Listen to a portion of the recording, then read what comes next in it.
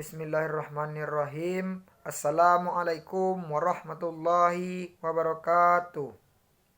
Pertama-tama yang kami hormati Ibu Megawati selaku dosen pengampu mata kuliah Manajemen Keuangan 2 pada semester 4 kali ini. Baiklah, sebelum kami memulai presentasi pada kali ini, alangkah baiknya kami memperkenalkan diri terlebih dahulu. Perkenalkan, nama saya Al-Fajri Ardi, NIM 19233012. Saya dan rekan saya yaitu Albania Sofian dengan NIM 19233010. Tujuan video kali ini saya buat yaitu untuk memenuhi tugas perkuliahan Manajemen Keuangan 2 dengan materi yang berjudul pendanaan jangka pendek atau pendanaan secara tidak spontan.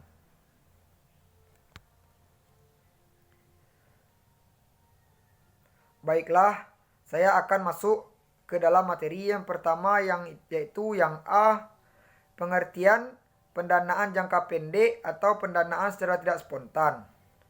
Apa sih pendanaan secara tidak spontan? Pendanaan secara tidak spontan adalah tipe pendanaan yang tidak dipengaruhi oleh perubahan aktivitas oleh perusahaan. Manajemen membutuhkan waktu dan negosiasi untuk mendapatkan, mengubah, atau menambah atau mengurangi dana yang diinginkan. Pendanaan tidak spontan yaitu jenis pendanaan yang tidak berubah secara otomatis dengan berubahnya tingkat kegiatan perusahaan.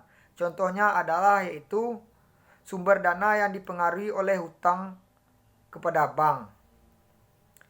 Jenis pendanaan ini memiliki karakter bahwa untuk memperoleh, menambah maupun mengurangi dana, perusahaan membutuhkan waktu untuk negosiasi atau perundingan secara formal.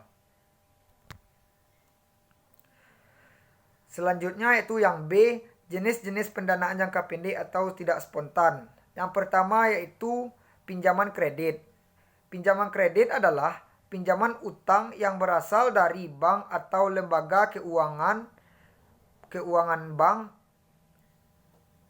atau pinjaman kredit umumnya ada dua jenis.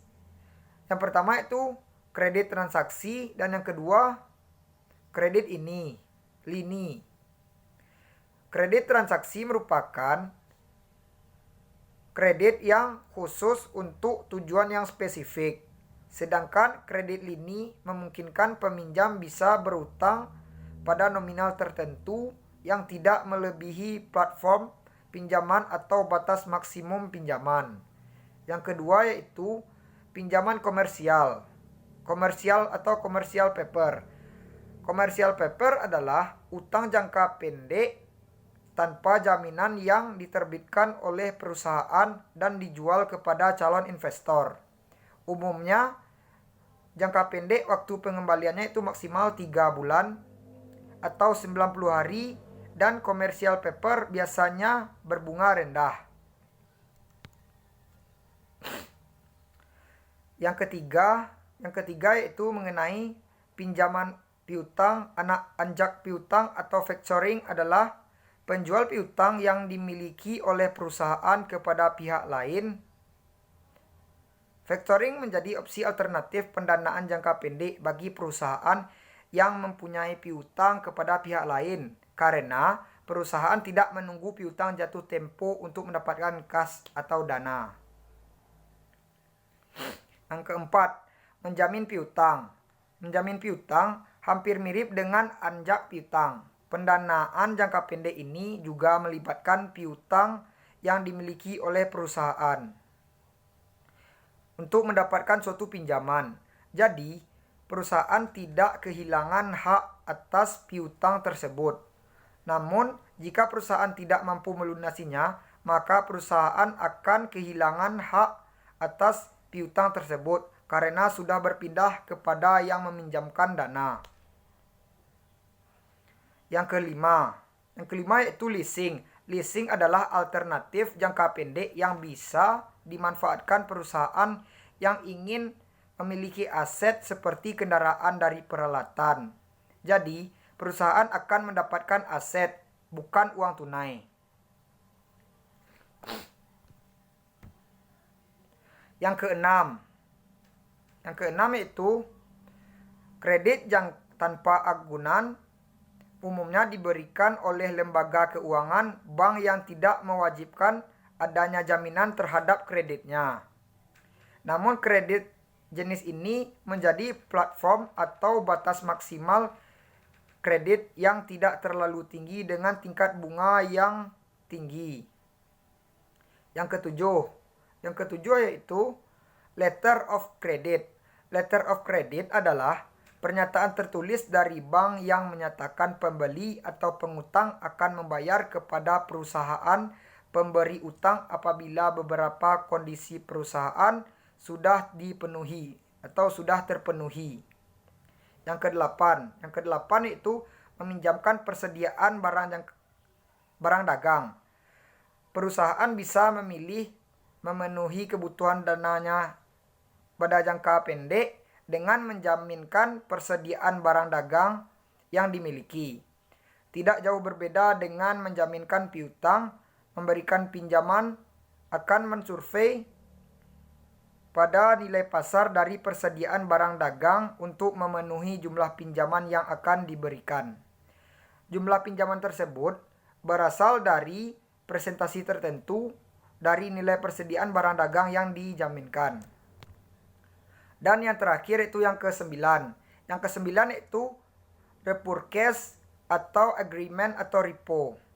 Repurchase agreement atau lebih dikenal dengan repo adalah surat perjanjian antara penjual dan pembeli efek yang menyatakan perusahaan penjual akan membeli lagi efek yang dijual kepada pembeli dengan harga dan jangka waktu yang telah disepakati. Baiklah, hanya itu sedikit penjelasan materi dari saya. Materi yang selanjutnya akan dijelaskan oleh rekan sekelompok dengan saya yaitu Albania Sofyan. Kepada Albania Sofyan dipersilahkan. Assalamualaikum warahmatullahi wabarakatuh. Perkenalkan, nama saya Albania Sofyan. NIM saya 192333010. Baiklah, di sini saya akan melanjutkan presentasi selanjutnya yaitu materinya C. Biaya efektif pendanaan tidak spontan. Yang pertama, menentukan bunga yang dibayar dan biaya lain, processing fee. Sebagai contoh, 0,075 dikali 20 juta rupiah dikali 60 hari. Yang hasilnya yaitu 900 juta rupiah. Bunganya yaitu 0,19 dikali 900 juta rupiah dikali 60 dibagi 365. Yang hasilnya 28,11 juta rupiah. Total biaya dari ini yaitu 9 juta ditambah 28,11 juta yang hasilnya 37,11 juta rupiah. Yang kedua yaitu biaya kredit atau dinyatakan dalam tahunan sebelum pajak. Sebagai contoh yaitu 1 ditambah 37,11 dikali 900 pangkat 365 per 60 kurang 1 sama dengan 27,86%. Processing fee meningkatkan biaya kredit cukup besar dari bunga yang harus dibayar, yaitu dari 19,00% menjadi 27,86%. Baiklah, selanjutnya yaitu menjual piutang atau factoring. Factoring adalah jenis sumber pendanaan jangka pendek perusahaan dengan cara menjual piutang dagang mereka. Piutang dijual kepada perusahaan anjak piutang atau bank yang akan mengambil alih risiko penagihan piutang tersebut seandainya ada piutang yang tidak tertagih. Baiklah, hanya itu yang dapat kami sampaikan pada video presentasi kali ini. Lebih dan kurangnya kami mohon maaf. Wabillahi taufiq wal hidayah. Assalamualaikum warahmatullahi wabarakatuh.